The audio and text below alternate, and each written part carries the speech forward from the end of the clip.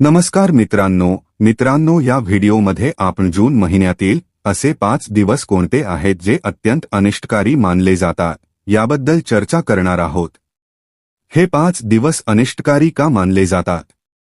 यामध्ये लागणारा पंचक इतका धोकादायक आणि घातक का मानला जातो? शेवटी पंचक काळात काय करावे आणि काय करू नये या सर्व गोष्टींची चर्चा आपण या व्हिडिओमध्ये करणार आहोत। बंधूंनो, आपल्या ज्योतिषशास्त्र आणि धर्मशास्त्रामध्ये पंचकाचे 5 दिवस अत्यंत अशुभ मानले गेले आहेत। पंचक ज्या दिवशी सुरू होतो त्या वारानुसार त्याचे नाव ठेवले जाते। जसे सोमवारपासून सुरू होणाऱ्या पंचकाला सोमपंचक म्हणतात, मंगळवारपासून सुरू होणाऱ्या पंचकाला मंगळ पंचक म्हणतात। याशिवाय यांची नावे देखील वेगवेगळी असतात। यांपैकी काही पंचक शुभ मानले जातात तर काही अशुभ मानले जातात। परंतु धर्मशास्त्र असे सांगते की कोणतेही शुभ किंवा मांगलिक कार्य पंचक शुभ असला तरीही करण्याचे टाळले पाहिजे। जर पंचकात कोणतेही शुभ किंवा मांगलिक कार्य केले गेले तर त्याचे शुभ परिणाम मिळण्याची शक्यता कमी असते। त्यामुळे पंचकाच्या या 5 दिवसांत आपण कोणतेही शुभ किंवा मांगलिक कार्य करू नये। आता जाणून घेऊया की जून महिन्यात पंचक कधीपासून लागणार आहे आणि हा पंचक कोणत्या प्रकारचा असेल। बंधूंनो, पंचांगानुसार 6 जून शनिवारी संध्याकाळी 7:03 पंचक सुरू होईल आणि पंचकाची समाप्ती 11 जून गुरुवारी सकाळी 8:16 होईल। हा पंचक शनिवारपासून सुरू होत असल्यामुळे याला मृत्यू पंचक असे म्हणतात। मृत्यू पंचक शास्त्रांमध्ये अत्यंत अशुभ आणि अनिष्टकारी मानला गेला आहे। त्यामुळे या पंचक काळात कोणतेही शुभ किंवा मांगलिक कार्य करण्याचे टाळावे।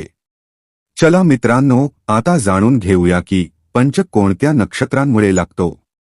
27 नक्षत्रांपैकी 5 नक्षत्रे पंचकाचे कारण बनतात। जेव्हा चंद्राचा गोचर धनिष्ठा, शतभिषा, पूर्वाभाद्रपदा, उत्तराभाद्रपदा आणि रेवती या नक्षत्रांमध्ये होतो तेव्हा पंचक लागतो। यांपैकी काही पंचक शुभ आणि काही अशुभ मानले जातात।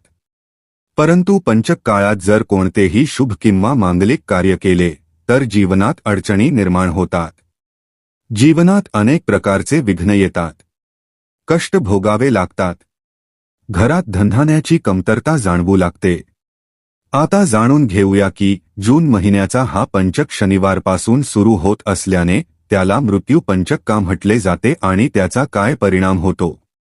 बंधूंनो, जेव्हा पंचकाची सुरुवात शनिवारपासून होते तेव्हा ज्योतिषशास्त्रात त्याला मृत्यू पंचक असे संबोधले जाते।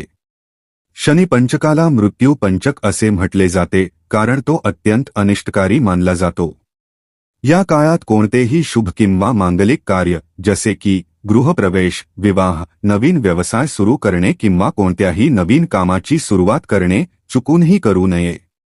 या पंचक काळात लाकडाशी संबंधित कोणतेही काम करण्याचे टाळावे। जर मृत्यू पंचकात एखाद्या व्यक्तीचे निधन झाले तर शास्त्रोक्त पद्धतीने पंचक शांती अवश्य करून घ्यावी। असे न केल्यास अनेक वाईट परिणाम दिसून येतात। जीवनात विविध प्रकारच्या अडचणी, संकटे आणि कष्ट निर्माण होतात।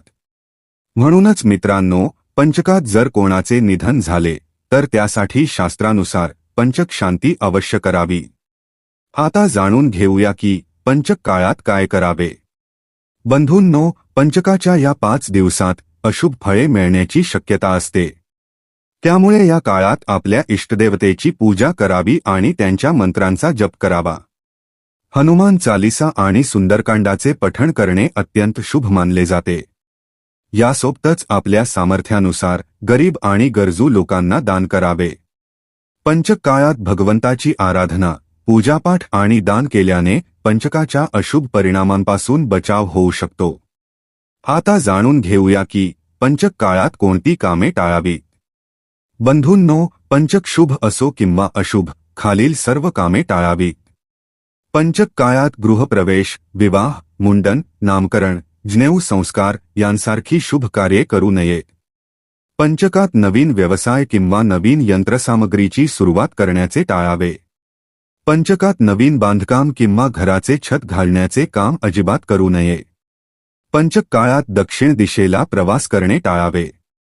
पंचकात लाकूड साठवणे किंवा लाकडापासून नवीन वस्तू तयार करून घेणे टाळावे. पंचकात नवीन खाट, पलंग किंवा बेड बनवणे आणि खरेदी करणे अशुभ मानले जाते. त्यामुळे पंचक काळात खाट किंवा पलंग बनवू नये. पंचकात नवीन वस्तू जसे की दागिने, कपडे किंवा शुभ कार्यासाठी लागणारे साहित्य खरेदी करण्याचे देखील टाळावे. पंचकाबाबत जसे आधी सांगितले आणि यावेळचा पंचक हा मृत्यू पंचक आहे, त्यामुळे जर कोणाचे निधन झाले तर त्याची शास्त्रोक्त पद्धतीने पंचक शांती अवश्य करावी. तर मित्रांनो, जून महिन्यात शनी पंचक सुरू होत आहे. यालाच मृत्यू पंचक असे म्हटले जाते. म्हणून 6 जूनपासून ते 11 जूनपर्यंत अत्यंत सावध राहा. भगवंताची आराधना करा, ज्यामुळे पंचकाच्या अशुभ प्रभावांपासून बचाव करता येईल. बंधूंनो, तुम्हाला हा व्हिडिओ कसा वाटला? 6 जून ते 11 जून हा काळ सावधगिरीचा असला तरी घाबरण्याचा नाही. कारण श्रद्धा, सत्कर्म आणि भगवंताची कृपा यांच्यापेक्षा मोठे कोणतेही संकट नसते. म्हणून या पंचक काळात नामस्मरण करा, दानधर्म करा आणि सकारात्मकतेने जीवन जगा.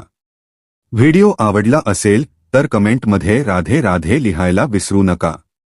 पुढील व्हिडिओमध्ये आपण आणखी एका अद्भुत धार्मिक रहस्याचा उलगडा करणार आहोत. तोपर्यंत हस्त राहा, आनंदी राहा आणि भगवंताच्या चरणी राहा. धन्यवाद. जय श्री कृष्ण.